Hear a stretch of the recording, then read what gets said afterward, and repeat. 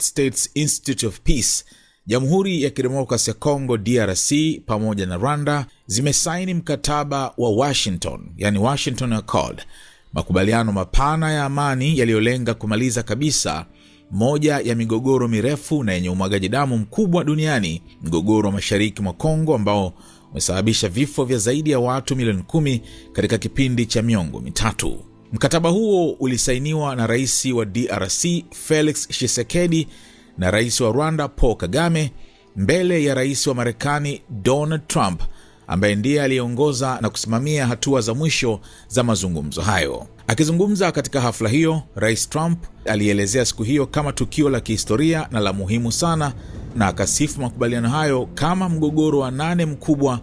ambao utawala wake umefanikiwa kumaliza ndani ya kipindi cha chini ya mwaka mmoja. Huu umekuwa ni mzozo wa miaka 30, zaidi ya maisha ya watu milioni 10 yamepotea. Leo tunafanikiwa pale ambapo wengi walishindwa, Trump alisema, akibainisha kuwa mkataba wa Washington unaidhinisha rasmi kusitishwa mapigano, kuvunjwa kwa makundi ya waasi, kurejea salama kwa wakimbizi, uwajibikaji kwa ukatili wa kivita na muhimu zaidi, mfumo mpya wa ushirikiano wa kiuchumi kati ya mataifa hayo jirani. Kiongozi huyu wa Marekani alitangaza kuwa mikataba mingine ya pande mbili kuhusu rasilimali za madini na uwekezaji pia imesainiwa na nchi zote mbili, ikiruhusu makampuni makubwa ya Marekani kupata ufikiaji wa utajiri mkubwa madini muhimu ya eneo hilo kwa masharti ya kuwekeza kwa kiwango kikubwa. Rais Kagame alimshukuru Rais Trump kwa kushughulikia mgogoro huo ulioachwa nje ya habari kwa muda mrefu na kuleta mwelekeo mpya na wenye ufanisi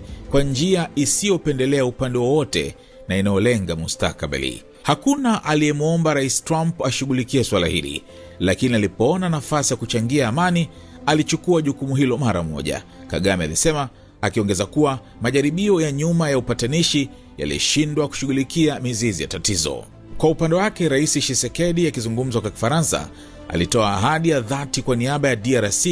kutekeleza wajibu wote kwa umakini, uthabiti na dhamira ya kudumu ya amani na usalama. Alitoa mkono wa ushirikiano wa amani kwa misingi ya kuheshimiana, kutoingiliana na jitihada za pamoja dhidi ya makundi ya waasi, huku akionyesha matumaini ya tahadhari kuwa makubaliano hayo yanaashiria mwanzo wa safari mpya yenye changamoto lakini isiyoweza kurejeshwa nyuma kuelekea utulivu wa kudumu. Naye rais wa Kenya William Ruto, mmoja wa viongozi kadhaa wa Afrika waliokuwepo, aliuita utiaji saini huo hatua ya kuamua kumaliza mgogoro uliouteka na kuutonesha ukanda huu kwa miongo mingi, na akausifu uongozi thabiti na uwezo mkubwa wa kuwaleta pamoja wa Rais Trump. Ruto alisisitiza kuwa mashariki mwa DRC yenye amani inaweza kufungua mojawapo ya fursa kubwa zaidi za kiuchumi barani Afrika kupitia ujumuishaji wa kikanda na viwanda vya kuongeza thamani. Waliohudhuria pia ni marais wa Angola na Burundi, waziri mkuu wa Togo, makamu wa rais wa Uganda, mawaziri wa mambo ya nje wa Qatar na Umoja wa Falme za Kiarabu, pamoja na mwenyekiti wa tume ya Umoja wa Afrika. Kwa kusainiwa kwa mkataba wa Washington, macho sasa yanageukia utekelezaji. Makubaliano hayo yanaanzisha mifumo ya ufuatiliaji, kusitishwa kwa mapigano, kuvunjwa kwa makundi yasiyo ya kiserikali ikiwemo M23 na mfumo wa pamoja wa ujumuishaji wa kiuchumi unaolenga kugeuza miongo mwagaji damu kwa ustawi wa pamoja.